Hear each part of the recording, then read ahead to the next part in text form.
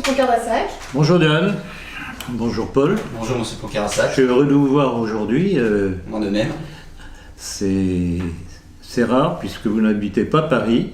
Bon, ça c'est très bien présenté.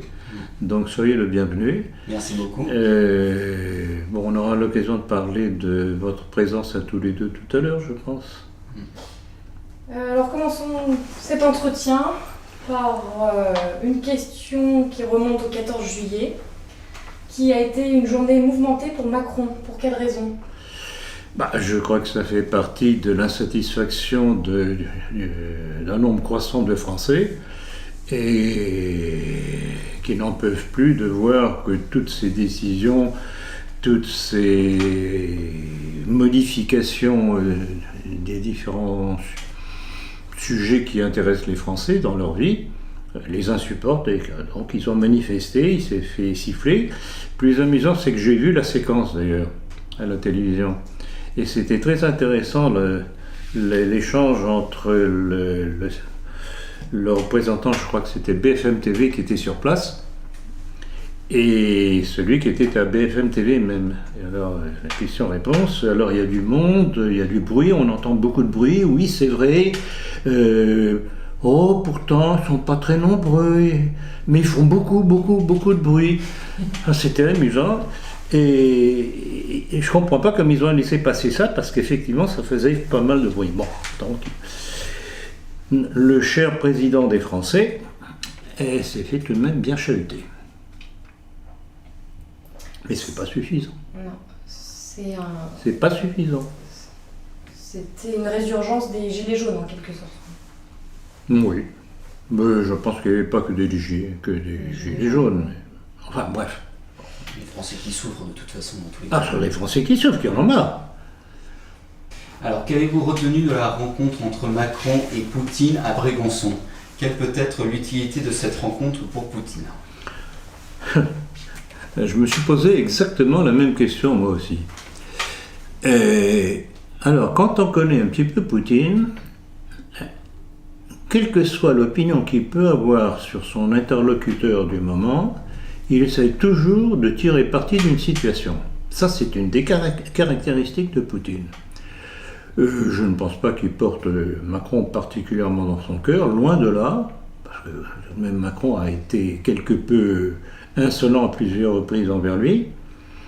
Donc je pense que c'est un stratège, il est habile, et il y a tout de même une chose qui est intéressante, c'est que pour expliquer la présence de Poutine à Brégançon, on est en pleine stratégie par rapport à l'Iran.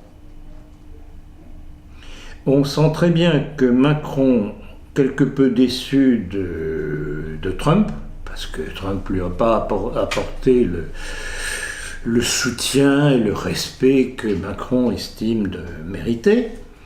Donc on sent que Macron essaye de jouer le jeu du leader des Européens pour essayer de trouver un accord avec l'Iran.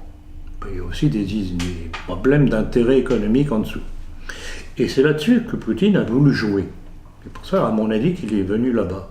C'est pour essayer d'utiliser Macron pour, à travers lui, attirer les Européens pour trouver un accord avec l'Iran sur le plan commercial. Donc les détacher des États-Unis.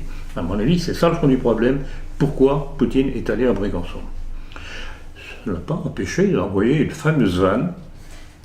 En fait, il a été mis en difficulté, Poutine, par une journaliste qui lui a parlé des manifestations. Difficulté, c'est beaucoup dire, mais c'est-à-dire que le journaliste a voulu le mettre en difficulté. Oui, et il l'a reçu en plein dans la gueule. Mais, malheureusement, censure. Or, ça qu'a dit Poutine était tout de même très intéressant, puisqu'il a, en réponse à ce journaliste, et donc à Macron, qui était à côté, il a rappelé les 11 personnes tuées, les 2500 blessés, chiffres qui viennent des services de la police française. Sans doute minimisé. Et bien entendu, comme nous sommes dans un pays de liberté, cette partie de la déclaration de Poutine a été supprimée. En fait, non, la traduction a été faite différemment. Il y a eu un jeu de traduction, apparemment. Ah oui, un jeu traduttore et traditore, comme on dit. Exactement. Non, non, mais c'est plus qu'un jeu de traduction, c'est un coup de ciseau. Du 29 au 31 août 2019, à Rouen, les délégués du Grand Orient votaient pour élire leur grand maître et valider leur rapport d'activité. Un des vœux d'une partie de cette obédience souhaitait que leur grand maître et ses assesseurs cessent de se rendre aux manifestations du CRIF, dont notamment le dîner annuel du CRIF, ce qui a provoqué une vive réaction du président Francis Khalifa, président du CRIF. Pouvez-vous revenir sur cette étrange affaire ?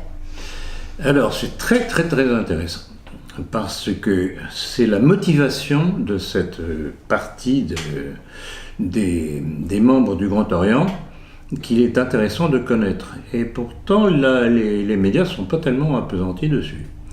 C'est que ces représentants du Grand Orient craignent qu'à travers la politique israélienne contre les Palestiniens, si le Grand Orient, la maçonnerie, continue d'appuyer le CRIF, donc Israël, ça leur nuise dans leur rapport avec le monde musulman. Et l'attendue de ces membres du Grand Orient est très intéressante et il faut la citer.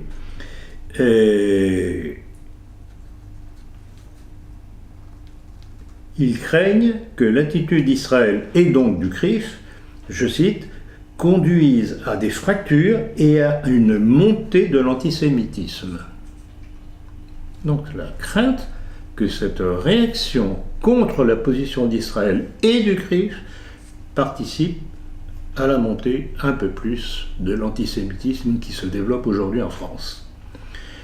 Donc, ce qui est intéressant, c'est de souligner que ces francs-maçons sont plus subtils que les juifs eux-mêmes, qui sont hystériques, qui toujours à pousser la France à supprimer toutes les libertés, empêcher que l'on dise du mal d'Israël, etc., etc.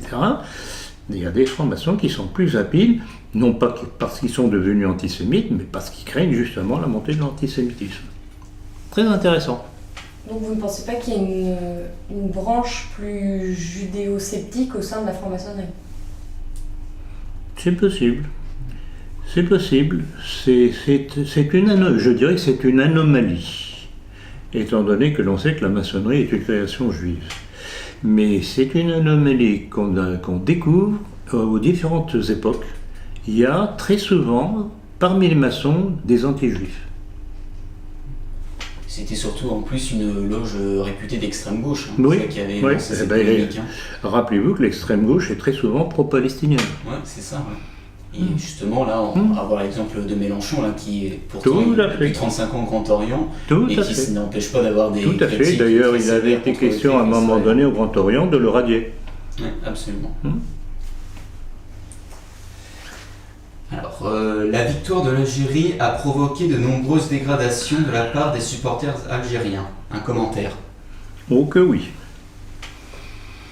Oh que oui. Je ne sais pas si vous avez vu les images, je les ai vues.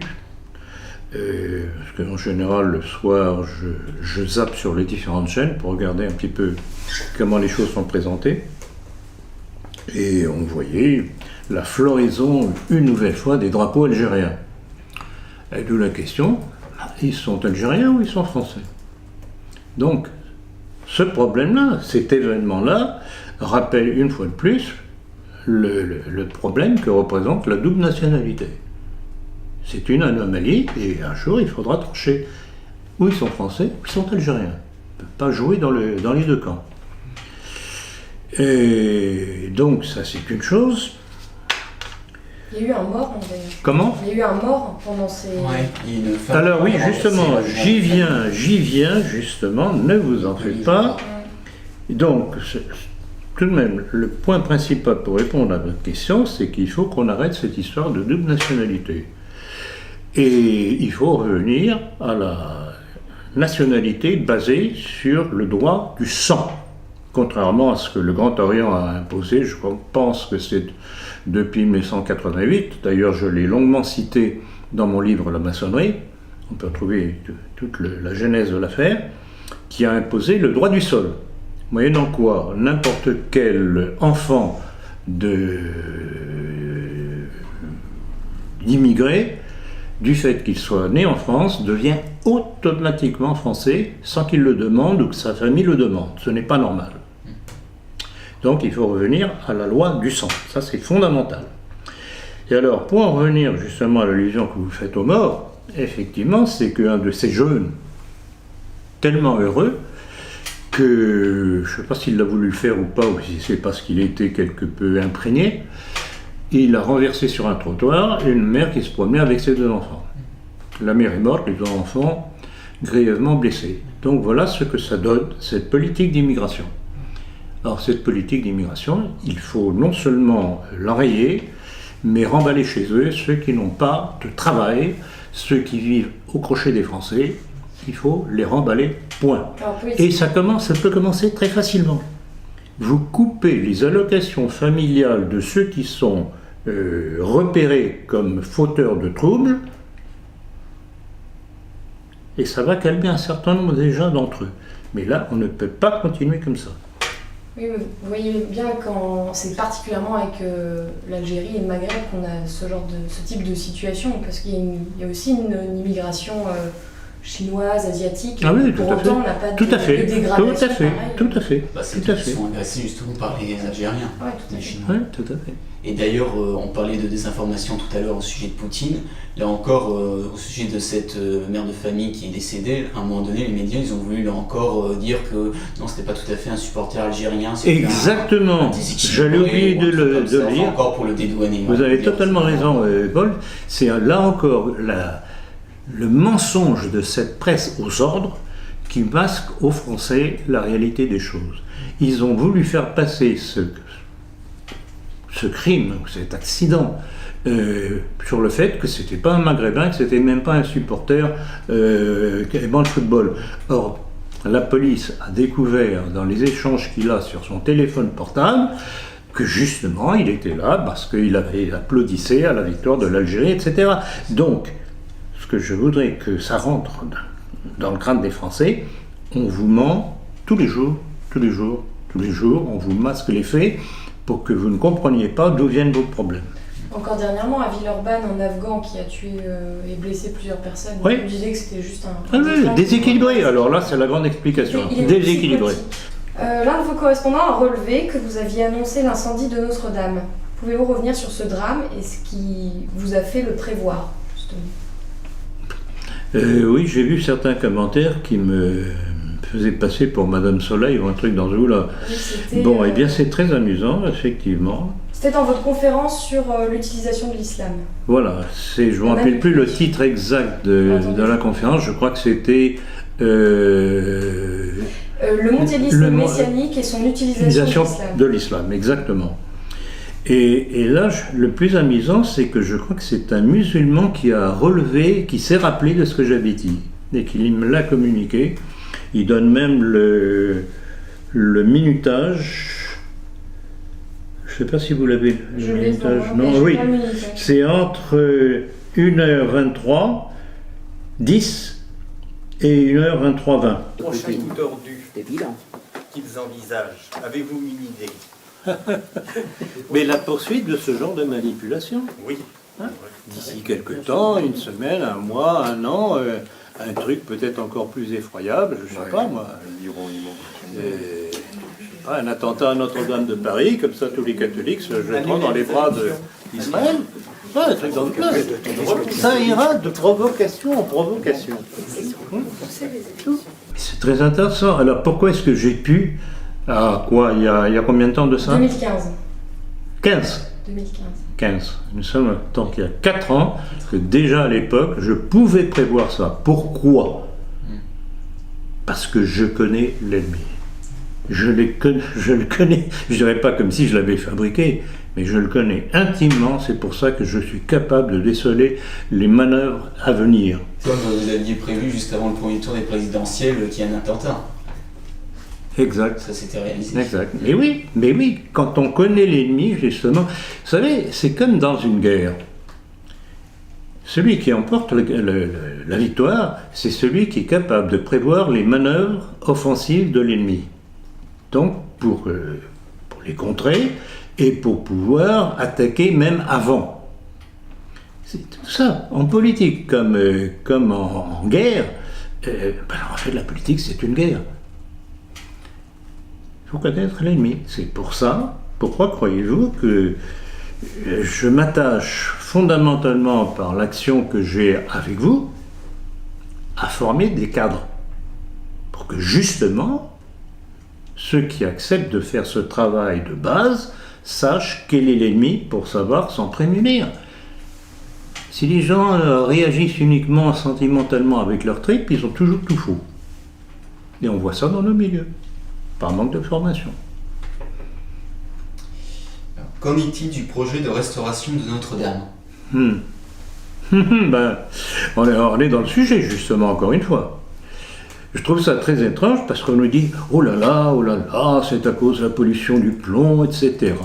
Les écoles d'à côté, les crèches, les enfants vont être au contact, etc. » Bon, il ne faut pas pousser quand même. Bon, certes, au moment où le plomb est en fusion, il y a des vapeurs. Enfin, ça dure le temps que soit terminé. Après, ça tombe au sol. Alors certes, il y a de la poussière de plomb par terre. Si c'est remué, ça peut remonter. Mais enfin, c'est pas ça qui peut interrompre tout de même les travaux de consolidation de Notre-Dame, puisque les gens qui y travaillent, normalement, sont protégés. Donc, c'est une excuse.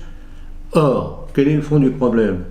C'est que du fait de l'incendie et du fait de l'eau que les pompiers ont dû balancer pour éteindre l'incendie, évidemment, le ciment qui sert de lien entre les pierres a souffert. Donc ça a besoin d'être consolidé. Alors pourquoi cette brusque interruption des travaux ? Est-ce que ce ne serait pas pour laisser du temps au temps et voir si ça ne s'écroule pas tout seul, ce que l'incendie n'avait pas fait ? Hein ? Je pose la question, une fois de plus. Et rappelez-vous, mes deux conférences au sujet de Notre-Dame, celle du mois de mai et celle du mois de juin, je demande à ceux qui ont encore des doutes de se reporter à ces deux conférences, parce que tout y est. Mais alors en plus, ils font d'une pierre deux coups, à la fois jeter en effet les catholiques dans les bras de la République sioniste, et en même temps le projet de reconstruction de l'île de la Cité, qui était un projet commercial et tout à fait. Qui avait apparemment vu le jour déjà en 2016. 2015, oui, mais 2016. On a l'impression justement que tout ça fait partie d'un projet déjà ancien. Alors, non seulement il y a l'aspect commercial, mais il y a en même temps la suppression du symbole chrétien que représente Notre-Dame, qui pour ces gens, évidemment, au milieu de Paris, est très très très visible. Ça les dérange. Et comme je le constate constamment, nos ennemis sont très attachés au symbole, notamment au leur, qu'ils étalent d'ailleurs partout, chaque fois qu'ils peuvent, mais ils sont tout aussi sensibles à la présence de nos symboles qu'ils font tout pour détruire. Pourquoi y a-t-il autant d'églises qui flambent en France ? Pourquoi ? Dans l'indifférence générale. Y compris du clergé. Et des catholiques. Où sont les manifestations de catholiques pour protester contre les incendies qui se répètent régulièrement en France ? Il n'y a plus de catholiques en France, il n'y a que 2% des Français qui vont à la messe le dimanche. Question suivante. Bon, alors ceci dit, attention au sondage. C'est pas dit que les chiffres soient totalement exacts. C'est vrai. Les sondages sont faits pour induire des réactions ou pour décourager les gens. Quand même. Les 5 thématiques qui tiennent à cœur les scouts de France sont les suivantes. Éducation pour tous, cause LGBT, environnement, égalité des chances et harcèlement scolaire. Que dire du scoutisme de manière générale et quel regard portez-vous sur le scoutisme ? Bon, alors il est évident que les scouts de France, c'est une structure qui a été récupérée par ce qu'on peut appeler le modernisme. Alors le modernisme, expliquer ce que c'est que le modernisme, c'est une évolution de l'Église qui refuse la tradition et qui pactise avec l'idéologie de la Révolution de 1789, ce qu'on appelle les démocrates chrétiens. D'ailleurs, je vais y revenir dans ma conférence de cet après-midi. Alors, à propos de donc, les scouts de France, ont traversé différentes crises au fur et à mesure de son évolution néfaste. Les bons éléments en sont sortis et ont créé d'autres structures, dont les scouts d'Europe. Tous mes enfants y sont passés. Donc je n'ai rien personnellement contre le scoutisme, simplement ça dépend du contenu. C'est ça le problème. Voilà, tout ce que je peux vous répondre. Mais pensez-vous qu'une structure qui, à sa base, à son fondement, a été faite d'une manière assez mauvaise, c'était une manière d'embrigader la jeunesse avec Tout à fait, qui a une origine maçonnique au départ. Alors ce qu'il y a d'amusant, c'est que justement, pour une fois, c'est le monde catholique qui a récupéré cette structure créée au départ par un franc-maçon. Et donc le scoutisme jusqu'aux 20 dernières années à peu près était tout de même bien, c'était une structure qui aidait à la formation des jeunes. Et puis ils ont manœuvré, ils ont, sous prétexte d'être prudent, qu'il ne faut pas dire ça, il faut être apolitique, etc., on a évacué tout ce qui faisait la valeur du scoutisme. Notez aussi la réaction du chef scout là, des scouts de France, qui on lui demandait la question, alors il est ouvertement homosexuel, et on lui demandait mais est-ce que c'est compatible de défendre les causes LGBT et à la fois être dans le catéchisme, dans le respect du catéchisme de l'Église? Il a répondu oui, et sans être contredit par le clergé. Bien entendu, c'est l'enseignement de François. L'enseignement de François, d'ailleurs, je ne sais pas si on va en parler, mais je ne sais pas si vous avez lu cette déclaration de Benoît XVI. Qui suis-je pour juger les homosexuels? Il avait dit aussi, au tout début de son pontificat.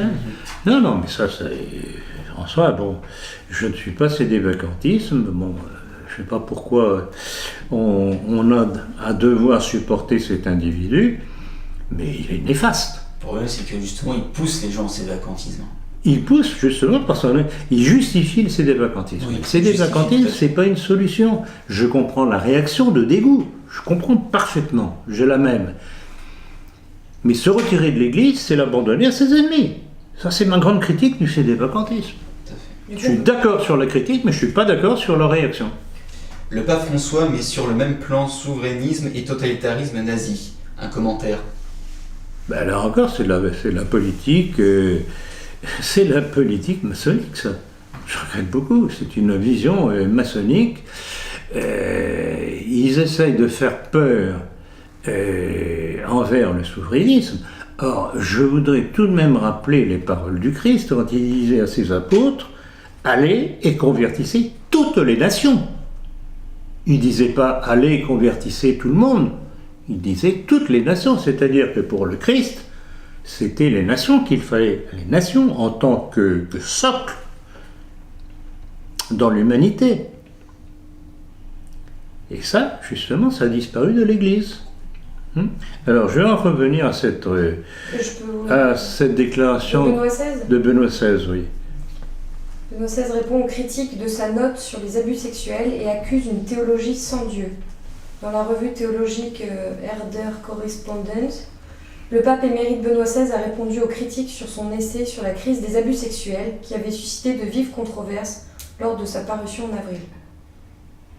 Oui, une théologie sans Dieu. En avril 2019, le mensuel du clergé bavarois Klerutzblatt avait publié un texte du pape émérite Benoît XVI dans lequel celui-ci attribuait les crimes pédophiles du clergé à l'absence de Dieu. Il y voyait la conséquence d'un effondrement de l'enseignement moral de l'Église et de la libération sexuelle née de la Révolution de 1968.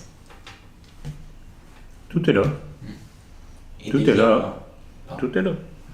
Et déjà, lors de son pontificat, il avait tout mis en place là pour justement essayer de lutter contre la pédophilie. Il disait aux prêtres, vérifiez que vos séminaires ne soient pas homosexuels. Tout à fait, c'est ce que j'avais signalé d'ailleurs dans la politique à l'époque. Je répondais d'ailleurs à un certain nombre de personnes, là encore, que ce soit contre Poutine, que ce soit contre Benoît XVI, dans le milieu dit catholique, il y a vraiment une bande d'imbéciles. Il n'y a pas d'autre terme. On dirait qu'il cherche à se retrouver tout seul, sans alliés. Donc il tape sur Poutine. Pour eux, c'est pas un ami. Ça ne peut pas être un ami. Il tape sur Benoît XVI. Et justement, à ce propos de ce que vous venez de signaler, je rappelais à l'époque que Benoît XVI avait été celui qui, déjà devant le début de la campagne contre l'Église à propos des actes pédophiles dans l'Église, avait institué une règle dans les séminaires que, avant de mener un séminariste à la prêtrise, on étudie ses penchants éventuellement homosexuels. C'est Benoît XVI. Or, Benoît XVI s'est fait traiter par un certain nombre de pseudo-catholiques, lui-même d'homosexuel. Donc, ce milieu catholique, il est d'une disparité invraisemblable et d'une bêtise aussi invraisemblable.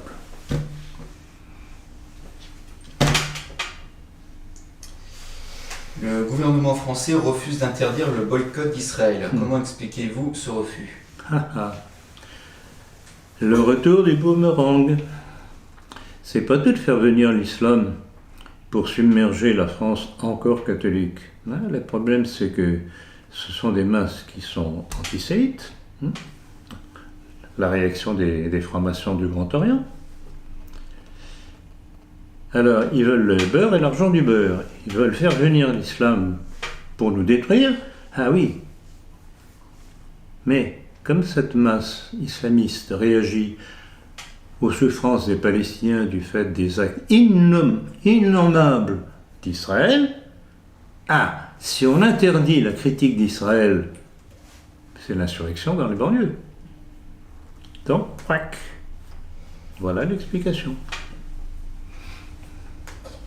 Souhaitez-vous revenir sur l'euthanasie de Vincent Lambert? Oh que oui. C'est toujours la même chose, c'est la civilisation de mort, c'est l'être humain qui s'arroge le droit de vie et de mort. Oui. Et rappelez-vous ce que disait un certain Jacques Attali dans les années 80, quand il disait qu'à partir de 60 ans, l'être humain, n'est plus rentable, donc tout ça est économique, et que l'euthanasie serait dorénavant un outil de régulation. Le problème, c'est que M. Attali n'avait pas 60 ans à l'époque. Il l'a largement dépassé aujourd'hui. Il n'a toujours pas donné l'exemple de s'euthanasier lui-même. Alors évidemment, j'aime beaucoup les gens qui donnent des leçons, mais à condition qu'il en donne l'exemple. Mais ça relève aussi d'un autre problème au niveau de la médecine, parce que Dr Carigère, qui était donc son premier médecin, le premier à avoir entamé les démarches pour l'euthanasier, avait dit « Je suis médecin chrétien, mais je suis médecin d'abord. Je suis d'abord au service d'un malade et pas au service de mes convictions. » Et sur l'affaire Lambert et la décision que j'ai pu prendre à l'époque, je ne me suis jamais trouvé en difficulté par rapport à mes convictions. Il est en pleine contradiction. Parce que c'est quoi le serment d'Hippocrate? Oui. Ou alors c'est le serment d'Hippocrate. Protéger toute vie. Oui, c'est quoi le serment d'Hippocrate? On ne doit pas toucher à la vie. Point. Or, ceux qui s'arrogent le droit de tuer un patient sous quelque prétexte que ce soit, dérogent justement au serment d'Hippocrate qu'ils ont en principe juré. Le médecin n'est pas là pour tuer, il est là pour essayer, pour tout faire, pour essayer de guérir et de sauver. Après, si malheureusement le patient décède malgré tous les soins, c'est comme ça, c'est la loi de la nature. Mais qui plus est quand on est chrétien, ça oui. Mais de toute façon, même indépendamment de l'aspect chrétien, soi-disant chrétien de cet individu, le médecin n'est pas fait pour tuer. Point. D'où le serment d'Hippocrate, sinon ça ne sert à rien. Il n'applique pas, ou alors, si on peut dire, une médecine maçonnique mais bien qui entendu. fait référence évidemment. Pierre-Henri Simon, dans son livre de la vie à tout à fait, bravo. Tout à fait. C'est exactement ça. C'était qui Pierre-Henri Simon? C'est exactement ça. C'était le grand maître de la Grande Loge. De la Grande Loge, oui, vous avez raison. juifs qui est et francs-maçons. ouais, qui avait fait la promotion de l'avortement, de la contraception, Tout, enfin, de tout, de la Tout culture ce de mort, que- quoi. et alors c'est ça que l'on constate dans la plupart des juifs qui s'occupent de politique. Tout dans leur action est tourné vers la destruction de la société et au travers de la société de l'être humain. Tout. Moi, je regrette beaucoup, on peut appeler ça une politique satanique. Voilà. Mais c'est systématique. Quand vous trouvez un mauvais coup, grattez un petit peu, et qui trouvez-vous derrière? Toujours les mêmes. La pilule, c'était qui?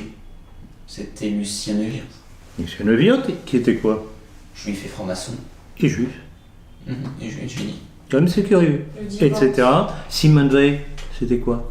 juif et membre du Nightbreed Juive et franc-maçon. et franc-maçon. Donc à chaque fois dans les mauvais coups contre l'être humain et la société, on trouve toujours les mêmes. Il y a un problème. Comme là, en plus, là, avec la PMA qui vient, ils s'en cachent plus. Là, les francs-maçons disent qu'ils sont en première ligne pour les faire. Bien entendu, ils s'en vantent. Ils s'en vantent.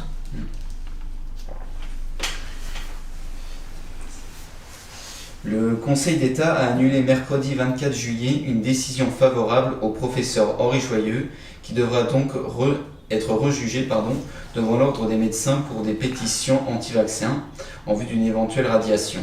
Auriez-vous une explication? Il est évident que le professeur Joyeux gêne le jeu de Madame Buzyn, le ministre de la Santé.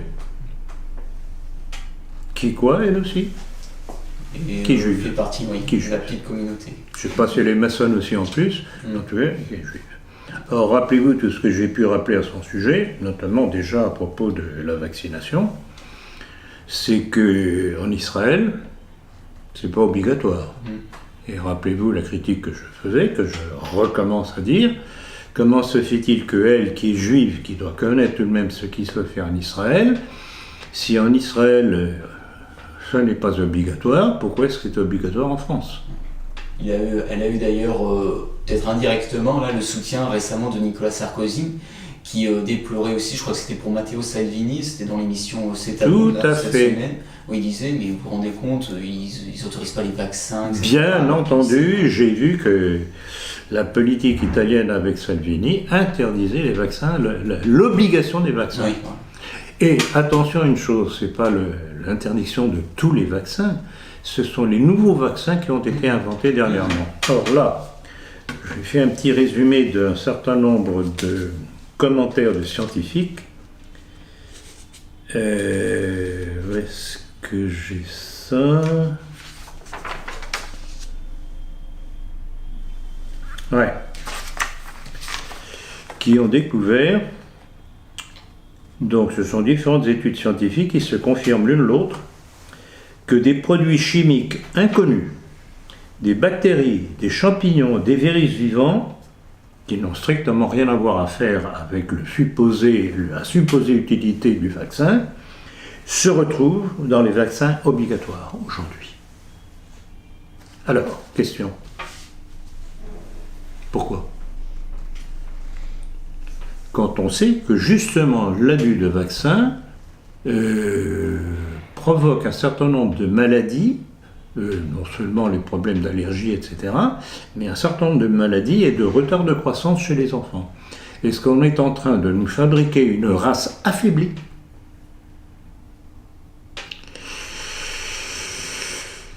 qui potentiellement ne durera pas, ne vivra pas nécessairement longtemps?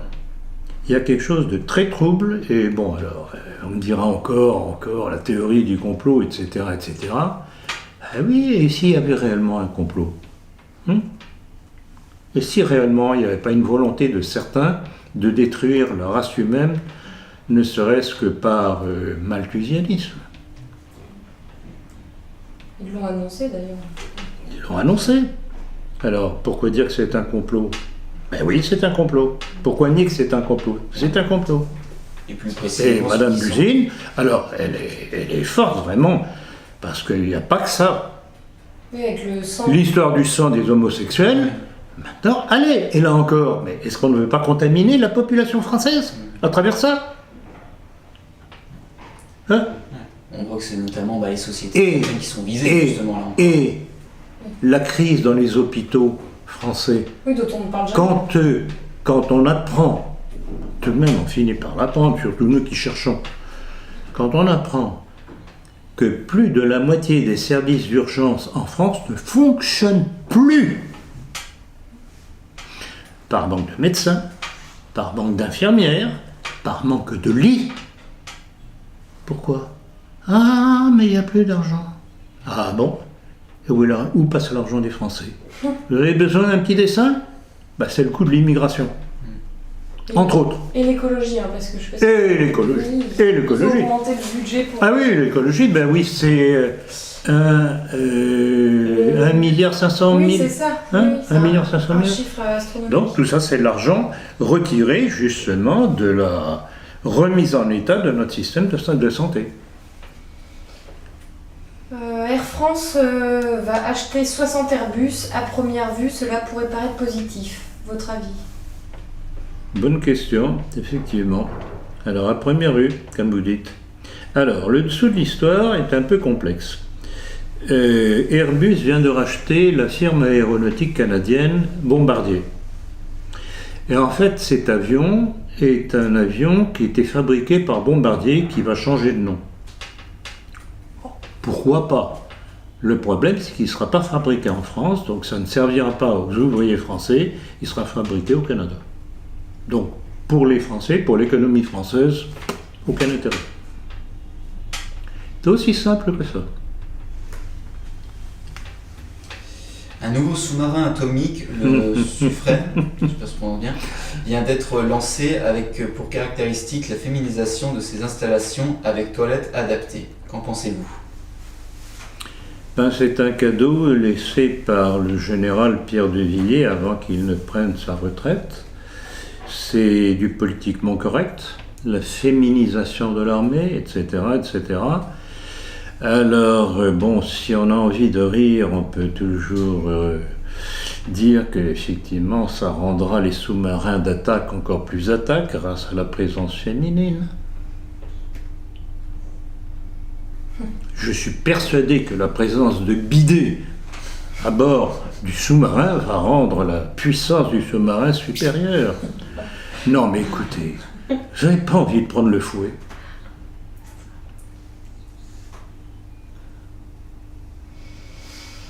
Je préfère un enfant sans père que pas d'enfant du tout, a déclaré Jean-Marie Le Pen, qui se présente comme soutien de la PMA. Soutien inattendu. Quant à Marion Maréchal-Hauck, elle refuse de se mêler au débat. Pensez-vous, à l'instar des Le Pen, que ce sujet de société n'est pas fondamental?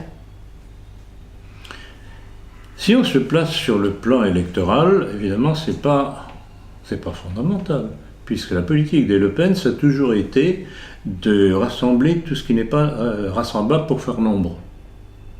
C'est leur obsession. Et le problème des Le Pen, tous, ils n'ont aucune conviction. Ils n'ont que des intérêts.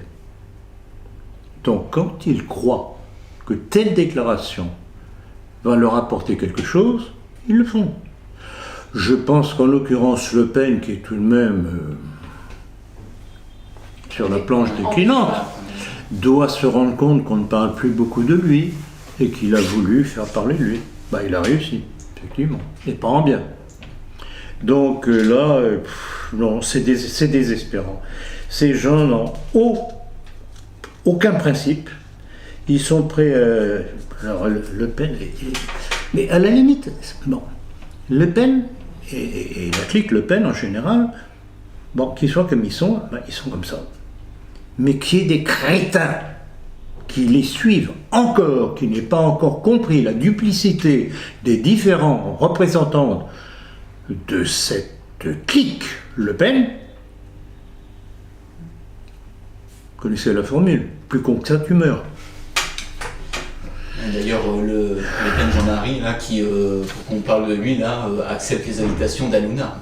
Mais bien entendu, mais ils sont à plein ventre. Parlez de moi.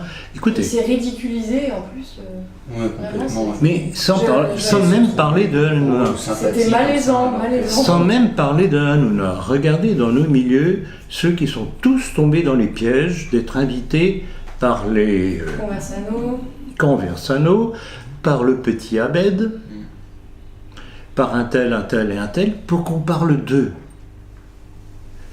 C'est un des reproches que j'ai fait d'ailleurs quand j'ai déjeuné avec lui, à son invitation d'ailleurs, à Jérôme Bourbon. Je lui ai dit, mais qu'est-ce que vous êtes allé faire dans cette pétaudière de vous faire interviewer par Conversano? Il se sert de vous pour se faire son nom.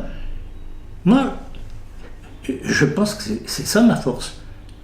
C'est avant d'accepter quoi que ce soit, je cerne le problème, je cerne la personne qui veut m'inviter. Rappelez-vous comment j'ai envoyé promener Conversano. Comment a-t-il réagi, Diane? Il vous a montré son cul. Alors c'est dommage, apparemment on ne peut plus le voir, il a supprimé la séquence parce qu'il s'est rendu compte que ma critique est portée. Et voilà le genre. Alors, est-ce que des gens comme Jérôme Bourbon, qui est un brave homme, vraiment, point de vue idée, il n'y a pas de différence. Mais il a une faiblesse, lui aussi, c'est qu'il estime avoir besoin que l'on parle de lui. Alors, faire parler de lui au travers d'individus qui sont des crapules invétérés, et je pèse mes mots, c'est pas rentable. C'est pas vraiment parler de lui, mais c'est une manière, c'est un canal pour faire diffuser les idées pour son journal, oui, mais... Oui, pas pour son journal, mais nos idées quelque part. Je lis sur tous les tons. Quand on défend des idées, on ne peut pas s'amuser à trafiquer avec des gens qui sont hostiles à ces idées. C'est pas rentable. De toute façon, c'est pas rentable. Ça vous retombe sur la figure. Donc, je redis, je suis très heureux de ce rapprochement avec Jérôme Bourbon, mais je lui ai bien dit, attention, casse-cou, vous servez des intérêts qui ne sont pas les vôtres, qui ne sont pas les nôtres. Marion Maréchal a décliné une invitation d'Academia Christiana, jugée selon elle trop anti-LGBT, trop anti-Soros. Un commentaire. Ça revient à ce que j'ai dit tout à l'heure, toujours la même chose, c'est à plat ventre devant le politiquement correct, LGBT, etc., etc., etc. Alors qu'elle accepte les invitations sionistes exactement. À la fin de... Et en plus de ça, elle vient de solliciter l'apport de M. Einthoven. Oui, vous pensez quoi de cette grande convention qu'elle essaye de rassembler? Alors, ce que j'en pense, c'est que, incontestablement, rappelez-vous ce que j'ai annoncé sur base d'une déclaration de Jacques Attali. Rappelez-vous ce que j'avais annoncé sur base d'une déclaration de Jacques Attali. Quand Jacques Attali avait dit, il y a maintenant 1 an et demi, 2 ans environ, que le prochain président de la République serait une femme. Et directement, j'avais dit, celle qui collerait parfaitement, ce serait une Marion Maréchal, Hawk, parce qu'elle rassemblerait toute la bande des crétins de droite,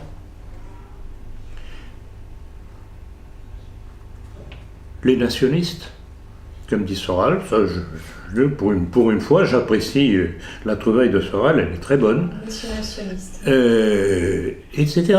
Elle pourrait faire le pont, donc une certaine extrême droite, qui ne veut plus rien dire, extrême droite, et la gauche sioniste. Donc, sioniste de droite, sioniste de gauche, unissez-vous. Avec Marion Maréchal au sommet. Non, mais c'est... Mais, bon, qu'elle soit comme ça, elle est comme ça. Bon, elle a son nom par son père, qui était un agent du Mossad, etc. Mais rien n'oblige les gens de droite et cathos de suivre une Marion Maréchal ou une Marine Le Pen ou un Jean-Marie Le Pen. C'est leur méconnaissance de ces personnages, leur bêtise, leur lâcheté aussi très souvent, qui fait qu'ils adhèrent à leur bobard. Et puis les médias aident aussi. Et les médias aident aussi. C'est pour ça que sans connaissance de l'ennemi, on ne peut pas se retrouver. Un certain Jacques Albraun vous reproche de ne pas faire de distinction entre la race juive et la religion juive. Il ajoute « On peut être juif et chrétien ». Un commentaire ? J'ai écouté l'entretien, j'avoue qu'il m'a fait plaisir, parce que comme démonstration de sa destruction mentale, c'est pas mal et il a apporté de l'eau à mon moulin. Alors, je ne sais pas si vous avez vu les autres déclarations qu'il donne. Oui. Très rassurant pour les catholiques. Vous les lisez, je les lis ? Allez-y, lisez-les. Alors, entre autres perles, les catholiques dépendent beaucoup de ce qui s'est passé en amont, avant l'apparition de Jésus. Le christianisme est une forme d'immigration. Alors, entre parenthèses, christianisme est une condition intermédiaire, hybride, entre paganisme et judaïsme. Oui, c'est ce qu'il essayait de dire, oui, c'est ça. La chrétienté n'est qu'une volonté vaine de s'agréger aux juifs. Les chrétiens seraient les anciens esclaves des juifs. Mais à la limite, quand on regarde la démarche de l'Église dite catholique d'aujourd'hui avec François, il n'a pas tellement tort. Il n'a pas tellement tort. Oui, mais c'est pas ça le christianisme. Alors, bon, je vais tout de même mettre encore une fois les pieds dans le plat. Et c'est dans ce contexte que ce malheureux Hervé Ryssen vient nous expliquer qu'il faut s'allier aux Juifs pour se prémunir contre l'islam. Même un petit peu de cohérence, ça ferait pas de mal. Justement, c'est la question suivante. Vous avez été avec Jérôme Bourbon les deux premiers et apparemment les seuls à avoir démontré la duplicité d'Hervé Ryssen qui, après s'être fait une réputation d'antisémite avec ses livres, appuie le juif sioniste Zemmour et sa curieuse conception de la France. Il vient de récidiver à l'occasion de son entretien avec l'abbé Rioult qui vient de sortir une analyse sur le judaïsme. Il a à nouveau fait état de son sionisme sous prétexte de défendre la France de l'islam. Je ne sais pas si vous avez eu l'occasion d'écouter cette vidéo entière. Excusez-moi.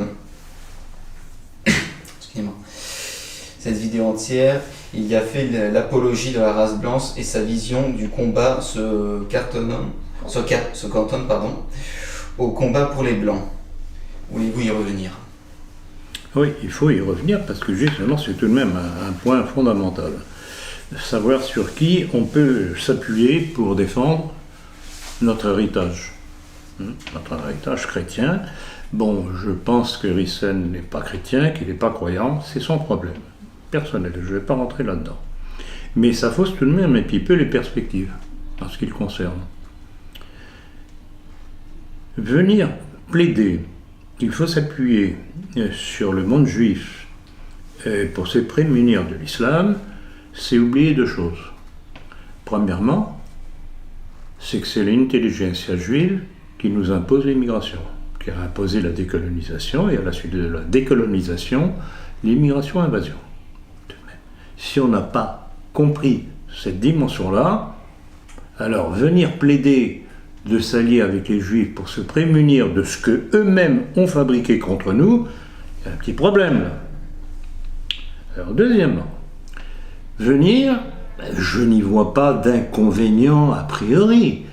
Défendre la race blanche, non, je ne vois pas d'inconvénient.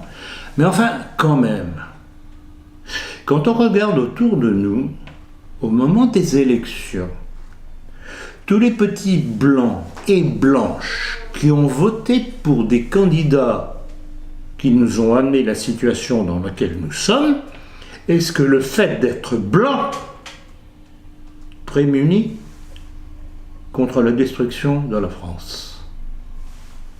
Voilà ce que je veux répondre à M. Ryssen. Qu'il réfléchisse avant de sortir des énormités. Je ne comprends pas Ryssen, je ne veux pas l'enfoncer plus qu'il ne faut, Mais moi, ça m'insupporte, cette politique, alors qu'il a fait tout de même une œuvre intéressante par ses livres, quelque peu antisémites, de venir maintenant nous prêcher la bonne parole en lui disant « Ah, allez-vous aux Juifs, etc. » C'est pas possible. C'est un peu plus nuancé son propos sur l'humour, mais c'est-à-dire que je pense qu'à la suite même de mes critiques, plus la lettre que Bourbon lui a envoyée, ça l'a tout de même fait réfléchir, et puis il a dû avoir des conséquences. Il a dû perdre des appuis. Et ça fait réfléchir, ce genre de choses. Hein? À mon avis, c'est ça. À mon avis, c'est ça. Alors, moi, je ne demande pas mieux qu'il réalise qu'il a dit des bêtises, et qu'il revienne à la ligne politique qu'il avait précédemment. Je ne demande pas mieux. On peut faire un parallèle entre Moix et Risset. Tout à fait. Alors expliquez pourquoi, Diane. L'un comme l'autre ont l'air de s'être vendus au sionisme, à la République, à la dictature. Qu'est-ce que ça a rapporté à Moix ? Un peu la gloire, quoi. Non, pire que ça. Oui, maintenant. Pire que ça. Donc il s'est vautré. Il s'est vautré au pied des Juifs et on lui a supprimé. Oui, mais il a bouffé dans la gamelle pendant plus de 10 ans, je ne sais plus combien de temps. Il a eu son émission télé, il a eu... Voilà, est-ce que c'est ce que je cherche Mais même maintenant, il a supprimé sa émission de TV, je ne sais plus laquelle. Donc il a déçu ceux qui le suivaient quand il était antisémite. Et maintenant, il se retrouve à poil. Oui, parce que ses maîtres l'ont abandonné. Morale de l'histoire. Complètement, Et donc, oui, pour en revenir donc, sur les cercles risséniens, vous voulez qu'on... Si vous voulez, quand vous voulez. Quand vous voulez. Ben ça, c'est tout de même une chose intéressante. Qui parodiait le site Cercle Nationaliste Français, se faisant passer pour les cercles risséniens français, je crois, où dedans était attaqué le contenu de vos entretiens. Je ne sais plus quelle était la nature exactement. Et vous faisiez passer pour une tarte ou je ne sais pas quoi. Une cruche. Que vos anciens collaborateurs aussi étaient douteux. Qui a appuyé lourdement sur le petit nombre de mes collaborateurs. Alors c'est très intéressant, d'abord parce qu'il ne connaît pas le nombre évidemment, et que ça avait l'air d'être une tentative de me faire répondre en disant « mais si, j'ai beaucoup de monde, regardez, donc essaye de me tirer les verres du nez ». Pas évident. C'est pas évident. Et donc ce lien a subitement été supprimé. Alors, dans cette histoire-là, il y avait un certain nombre de personnes qui étaient nommées. Il y avait Rouanet qui était nommé. Il y avait Jean Lamour. Ah oui, il se moquait de Jean Lamour en plus de ça. Méchamment d'ailleurs. À la place de Jean Lamour, j'aurais pas apprécié. Franck Abel aussi. Franck Abel, mais alors là justement, il y a une chose qui nous a fait tiquer tous les deux. On a eu la même réaction. C'est que le passage sur le dénommé Franck Abel faisait allusion à ses origines malgaches et berbéro-malgaches, mais ne faisait pas allusion à une autre donnée que j'ai souvent citée, c'est-à-dire ses origines juives. Alors, visiblement, celui qui a fabriqué ce texte pour le faire endosser par Rissen, que je défends parce que dès le début, quand j'ai commencé à lire le texte, je me suis dit, c'est pas Rissen qui a fait ça. C'est quelqu'un qui cherche à semer un peu plus la zizanie dans nos milieux. Donc je dégage Rissen de la responsabilité de ce texte dégueulasse. Et donc il y avait cette notion de l'origine de Franck Abel, juive, manque. Comme c'est quelqu'un qui connaît très bien mes textes, c'est pas normal. Et je pense que ce texte, comme l'histoire de Madame de Saint-Jean d'Angélis, comme je l'ai marqué dans un article du dernier numéro de La Politique, c'est Franck Abel qui est derrière. Ça colle avec son aspect pervers. Son aspect pervers qui commence aussi sur le plan sexuel. Et il avait commencé à se faire connaître il y a quelques années par un livre particulièrement pervers. Et je crois que vous avez le document que je vous ai transmis. Oui, pardon. Un de nos correspondants. C'est ça que ceux qui essayent de me combattre ne comprennent pas, c'est que j'ai une multitude de correspondants que souvent je ne connais même pas, qui m'alimentent en informations très intéressantes. Alors, c'est un texte qui a été publié par Contre-Info, signé d'un certain Coston, c'est-à-dire c'est quelqu'un qui revendique le nom de Coston, qui a été un écrivain et un militant nationaliste vieil ami de mon père. Donc ça veut dire, ça signe déjà son appartenance politique à celui qui m'a envoyé ce texte.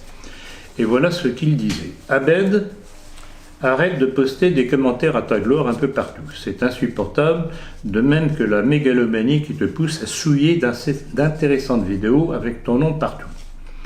Pour les lecteurs qui ne connaissent pas Franck Abed, voici le courrier d'un camarade adressé au courrier des lecteurs de Rivarol qui avait passé une interview complaisante de Franck Abed. Je suis fort déçu de voir la publicité de Rivarol, que Rivarol persiste à faire à Franck Abed, etc., etc. Bon. Et il signalait ce nouveau héros de la catholicité d'un genre très particulier est aussi un promoteur, sinon rédacteur d'ouvrages pornographiques. Sur le site de son énième mouvement, modestement nommé Génération Franck Abed, on a ainsi eu droit à une publicité acharnée pour un livre relatant les fantasmes d'un tordu, dont celui de souiller une jeune catholique. L'auteur que certains soupçonnent d'être Abed lui-même, au vu du style d'écriture très ressemblant, a aussi eu droit à une interview élogieuse sur ce site. Bref, Rivarol ne pourrait-il pas, dans le genre intellectuel catholique et français, nous présenter des figures vraiment intellectuellement, etc., etc., etc. Donc, j'accuse Franck Abed d'être à l'origine de toute cette manœuvre qui a commencé avec l'affaire de Madame Saint-Jean d'Angélis qui a prétendu nous salir, et vous et moi. Et qui s'est poursuivi avec ces derniers événements, dont le texte qui a brusquement disparu. Mais alors le fait que Hervé Ryssen cherchait des informations sur votre entourage, ça c'est... Alors ça c'est autre chose, je pense que c'est lui. Je pense que c'est lui, ou alors c'est encore une manipulation. Je n'en sais rien, mais vraiment, on dirait que toute cette clique de gens que j'ai plus ou moins dénoncés à un moment donné du fait de leur position, ne savent pas comment me répondre, et répondent par des attaques sous la ceinture, c'est le cas de le dire, en essayant d'intimider mes collaborateurs, dont vous deux, puisque vous êtes tous les deux nommés dans cette histoire sur VK, etc., etc. Or, il y a un élément aussi très intéressant qui est intervenu il y a un mois environ maintenant. Un jour, c'était en fin de matinée, je reçois un coup de fil de quelqu'un disant « Voilà, je suis officier de police d'un commissariat de police, je vous téléphone pour vous apprendre que vous êtes sous le coup de poursuite du CRIF pour incitation à la haine raciale. » Alors, il ne donne pas l'appartenance de son commissariat, etc., etc. Il s'enquiert si mon adresse est toujours la bonne adresse, etc. J'ai dit oui. Donc j'ai fait comme si je réagissais normalement, etc., etc. Et pour terminer, il me dit, mais vous avez bien compris, vous êtes poursuivi pour ça, ça, ça, ça. J'ai dit, oui, j'ai bien compris. Bon. Et puis j'ai gardé le document sonore. Et puis dernièrement, j'ai eu l'idée de vous poser la question, Diane, auriez-vous un document sonore de Franck Abed? Entretien ou conférence? Et nous allons comparer le son des deux voix. Ce n'est pas la voix de Ryssen, ce n'est pas la voix d'Henri de Lesquen, ce n'est pas la voix de Benedetti, ce n'est pas la voix d'aucun de ceux que j'ai pu chatouiller désagréablement. C'est la voix de Franck Abed. Point. Or, dans ces trucs pervers, et quand je regarde le physique du personnage, il me donne l'impression d'un impuissant sexuellement qui transfère ses fantasmes. Il me donne l'impression d'un eunuque. Il va apprécier. C'est fait pour qu'il apprécie. Ouais. Il ne faut pas me chatouiller, c'est toujours dangereux. Et donc, alors pour terminer, je demande à ceux qui écouteront ça, dans nos milieux, de cesser d'inviter ou de se faire inviter pour des entretiens par Franck Abed. C'est un individu pervers, et je crois que j'en ai assez dit. Ouais, de toute façon, il a complètement disparu de la surface. Et, quand il essayait encore après, que vous vouliez démasquer, de se faire encore une place chez nous, enfin voilà, dans ses vidéos, il vantait les livres de contre-culture, donc pour que Sorel le relie. Je crois qu'il y avait aussi Synthèse nationale. Enfin vraiment, il essayait par tous les moyens qu'on parle de lui, qu'on le relaie, quoi. Eh ben, Au final, on a vu. Eh bien, il va être content, on a parlé de lui aujourd'hui. Ah ouais, voilà. Petite publicité. Pierre-Yves Rougeron a déclaré que Churchill a été le Premier ministre britannique le plus francophile de l'histoire. Vous êtes probablement de son avis ? Ça, mes chers amis, c'est de la provocation.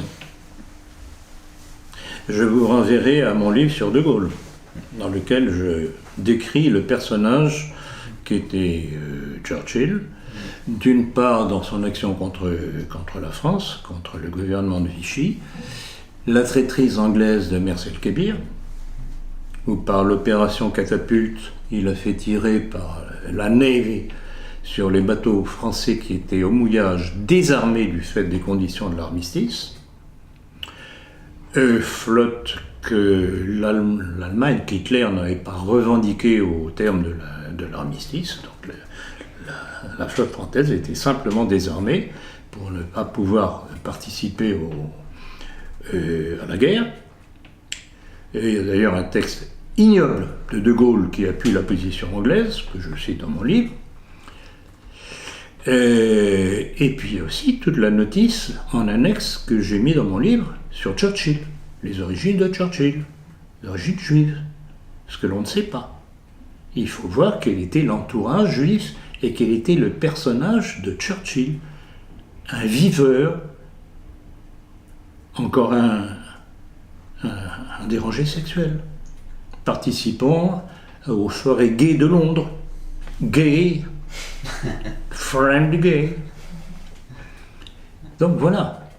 Et voilà entre les mains de qui De Gaulle, pour arriver, s'est mis. il était franc-maçon. Donc je conseille tout de même à ceux qui ne connaissent pas De Gaulle de lire mon livre, à ceux qui sont déjà prévenus au sujet de Gaulle de voir autour d'eux quels sont leurs amis qui sont encore gaullistes, et de leur faire un petit cadeau très amical en leur offrant mon livre. Mais cette déclaration de Pierre-Yves Rougeron s'explique par son anglophilie. Il est très... Oui, mais alors là, Il est gaulliste, écoutez, il est franc-maçon ou il est anglais ?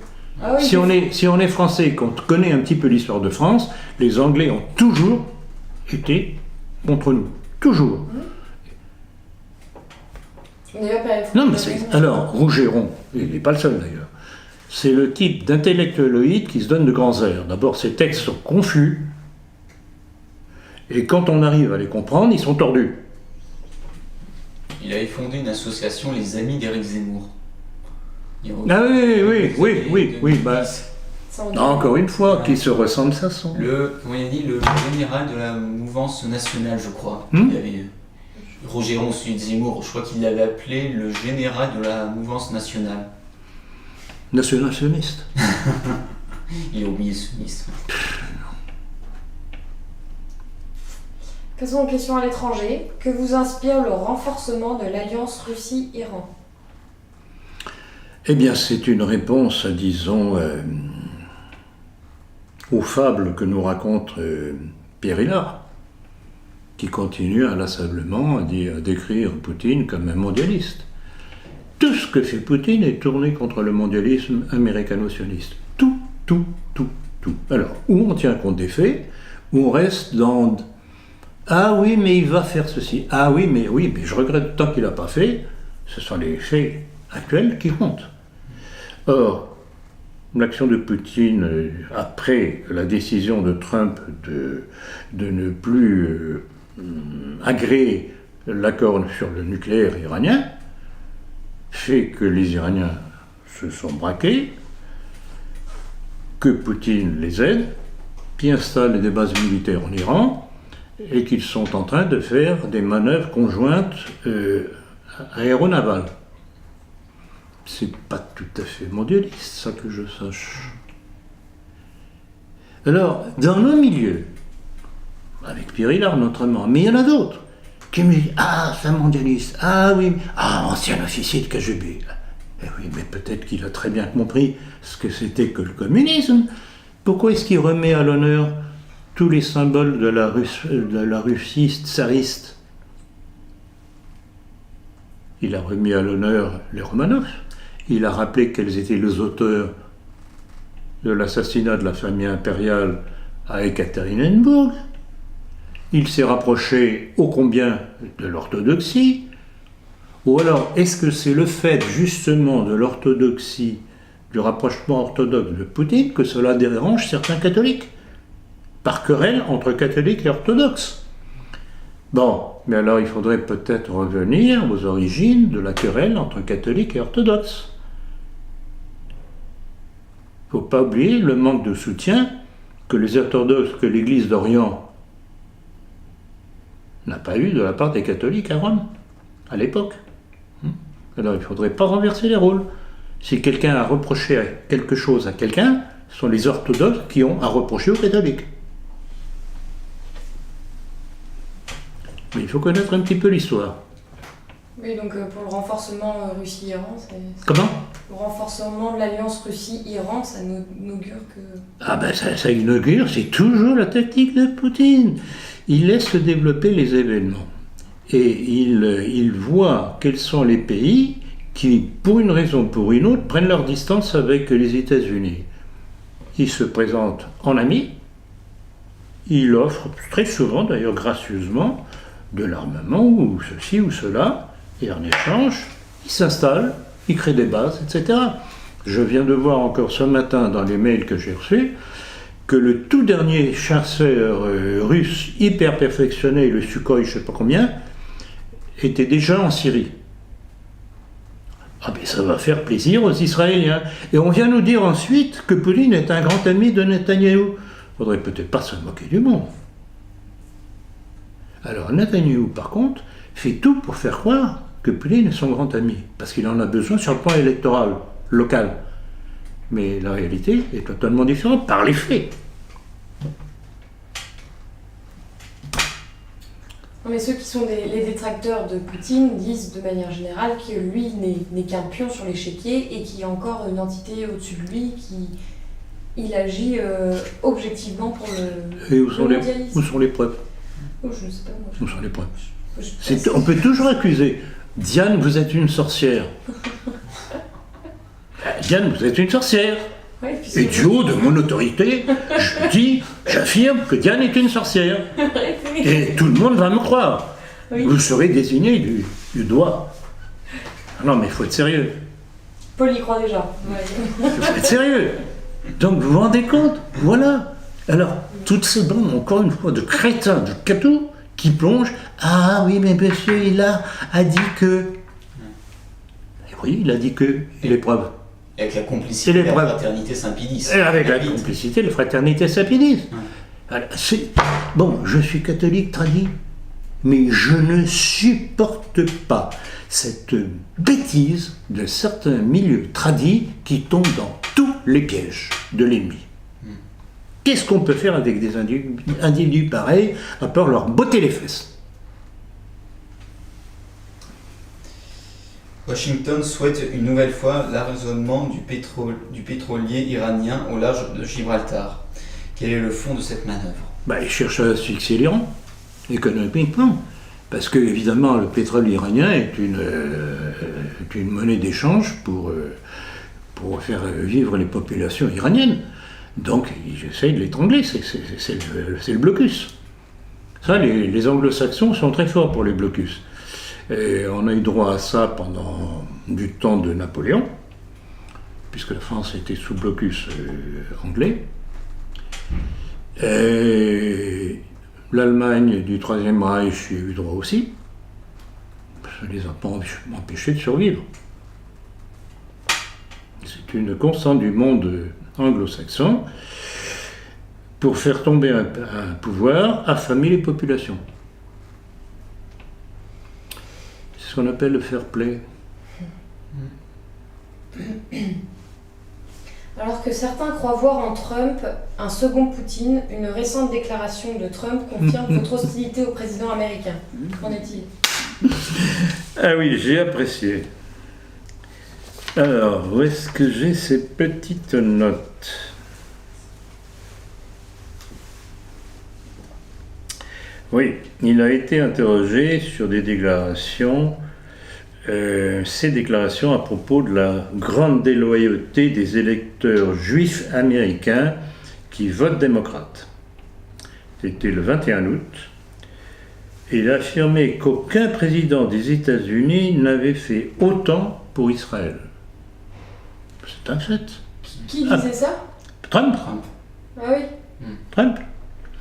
Je cite, « Je suis responsable de choses formidables pour Israël », et il citait notamment sa reconnaissance de Jérusalem comme capitale d'Israël ou encore la souveraineté israélienne sur la partie du Golan syrien annexée par Israël en 1981. Je cite toujours, « Selon moi, si vous votez pour un démocrate, vous êtes déloyaux envers le peuple juif et très déloyaux envers Israël. Les démocrates se sont vraiment éloignés d'Israël. Je ne peux pas comprendre comment ils peuvent faire cela. » C'est pas une façon de biaiser c'est pas un jeu trouble qu'il met. Oui, alors là, vous faites comme Millard, justement. Oui, je sais pas. Vous induisez une hypothèse, mais quels sont les faits ? C'est effectivement lui qui a transféré l'ambassade des États-Unis à Jérusalem, et c'est lui qui a reconnu la souveraineté, entre guillemets, d'Israël sur le Golan. Ça sont les faits. Donc vous faites l'avocat du diable, j'ai bien compris, donc je pardonnerai à la sorcière bien aimée. Ah, il faut rire tout de même de temps en temps. Mais donc voilà la réalité. Pourquoi croyez-vous que dès le début, rappelez-vous mes premières réactions sur Trump ? Et là encore, vous avez des idiots dans nos milieux. Ah oui, mais Trump, c'est un nouveau Poutine. Alors là, c'est amusant parce qu'il le compare favorablement à Poutine. Et puis, certains Jean-Marie Le Pen. Hein ? Certains Jean-Marie Le Pen. Ou certains Jean-Marie Le Pen. et de par l'histoire des États-Unis, il aurait eu le sort d'un Kennedy s'il avait vraiment été... Ben exactement, il aurait eu le sort de Kennedy. C'est bien. Il n'y a pas aussi une influence familiale, notamment on sait que son gendre évidemment. Est juif et que d'ailleurs sa fille Ivanka, je crois, son nom, Ivanka, merci, s'est convertie au judaïsme et donc leurs enfants sont juifs. Alors Jared Kushner, comme notre Kushner, mêmes origines bien entendu, est un élément très important de la politique pro-israélienne de Trump. Une affaire familiale. Et puis il aurait subi aussi des sanctions financières par rapport à... Il est évident, on ne peut tout de même pas être naïf. Rappelez-vous ce que j'ai raconté de ce qui est arrivé à Henry Ford Ier.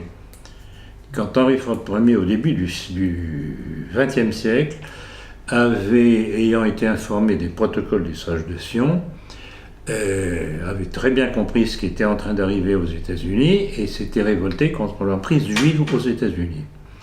Il avait créé un journal qui s'appelait le Dearborn Independent et il avait refait une mouture des protocoles des sages de Sion, en anglais, qui s'appelait The International Jew, le juif international.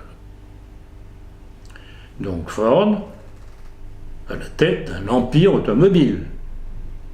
Eh bien, les Juifs ont fini par l'avoir, en lui mettant des grèves et des grèves et des grèves et des sabotages dans ses usines, jusqu'au moment où il a capitulé.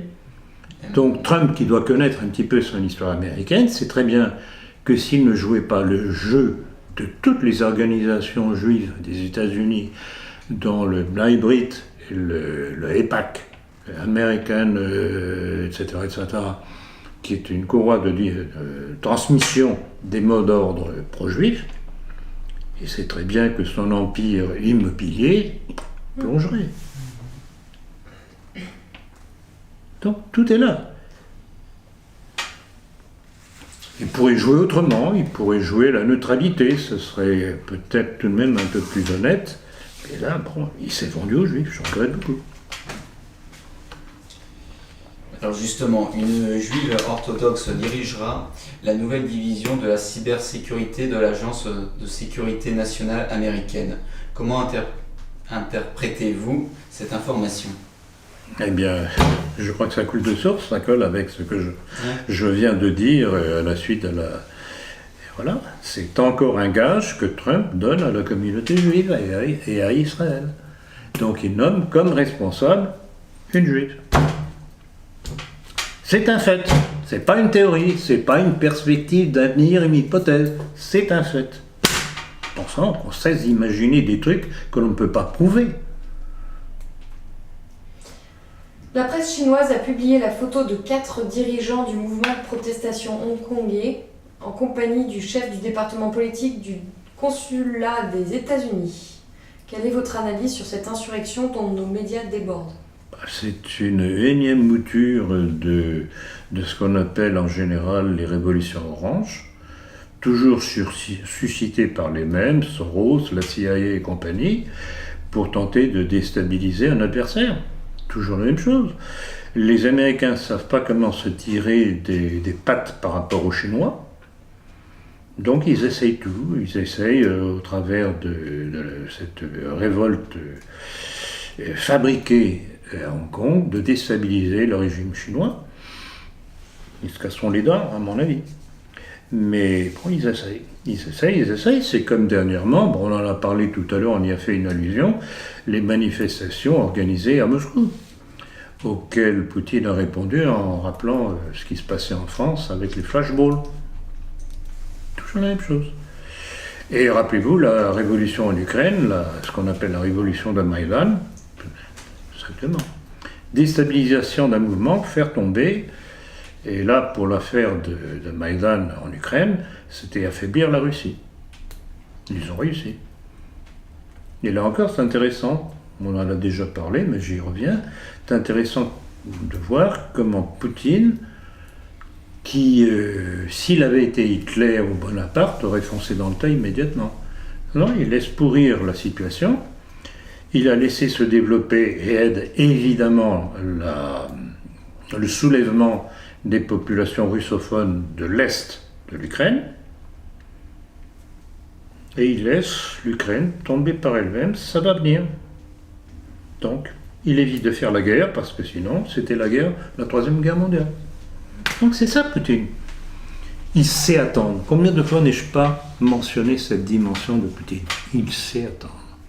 Il attend la faille de l'adversaire, et quand il pense que c'est le moment de foncer dedans, il fonce dedans. C'est ce qu'il a fait en Syrie.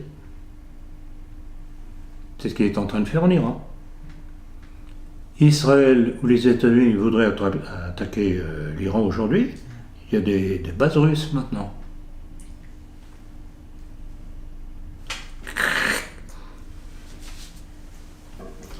Que pensez-vous de la crise des migrants qui est à l'origine de la crise gouvernementale en Italie ?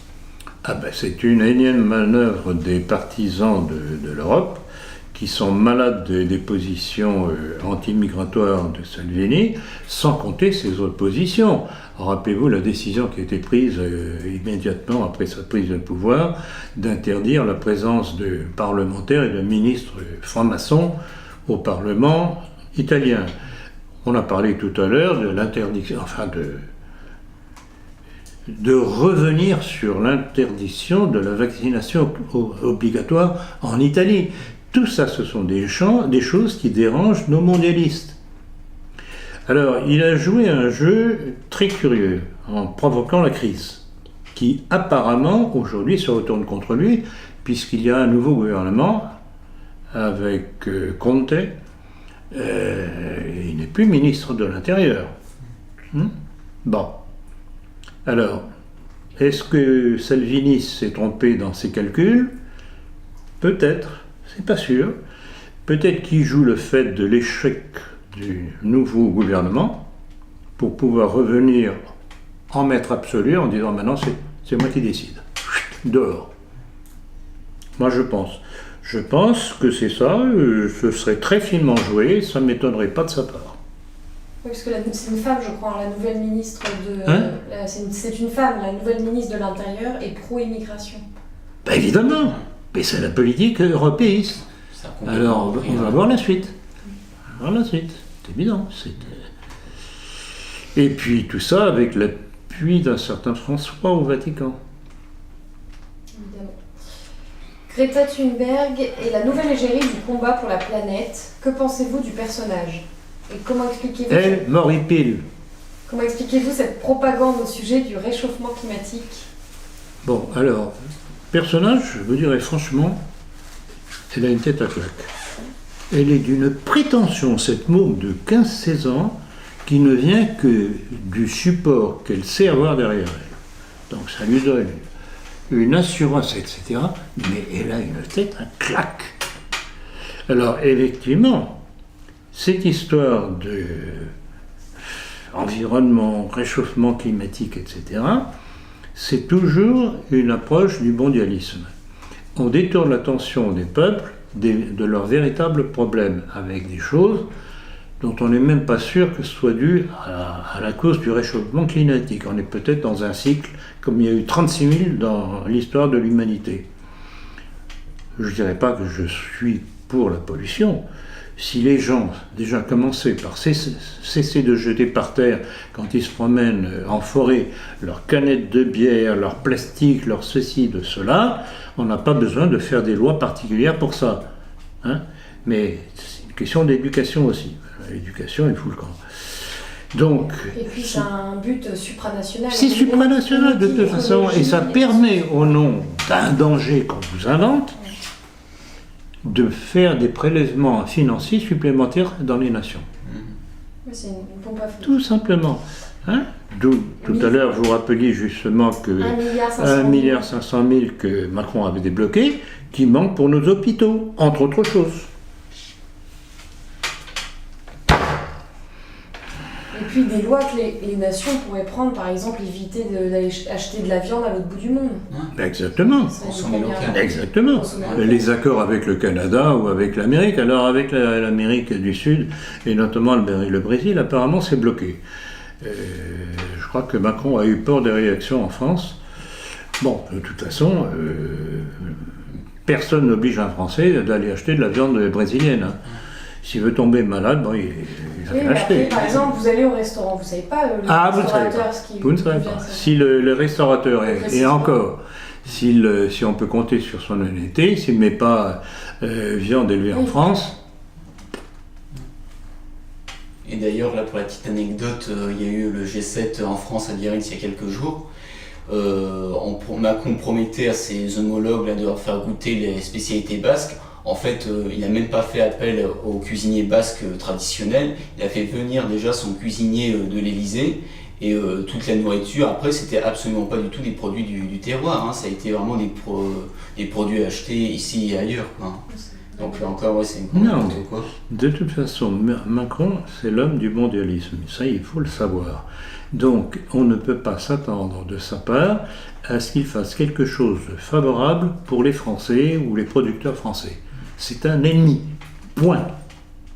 C'est un ennemi. Une question pour terminer cet entretien. Selon vous, quelle est la différence entre gaulliste et non gaulliste? Bonne question. C'est à propos de mon livre, ça, je suppose. Oui. Ouais. Eh bien, disons que les gaullistes, il y a deux réponses à faire. Les gaullistes sont soit, d'une part, ceux qui ne savent pas, soit ceux qui sont parfaitement conscients de la politique de De Gaulle et qui adhèrent en parfaite connaissance de cause. Ce qui est encore plus grave. Et les anti-gaullistes, eh bien, ce sont ceux qui savent qui a été De Gaulle et à quoi il a servi. Et tout ça est résumé dans mon livre. Et on pourrait dire que, comme vous dites, certains savent, mais par opportunisme, peuvent adhérer à l'épopée gaulliste. En fait. Tout à fait. Au mensonge gaulliste. Au mensonge gaulliste, tout à fait. Tout à fait. Bon, merci chers amis. Merci, monsieur Merci Ploquin. à vous, merci beaucoup.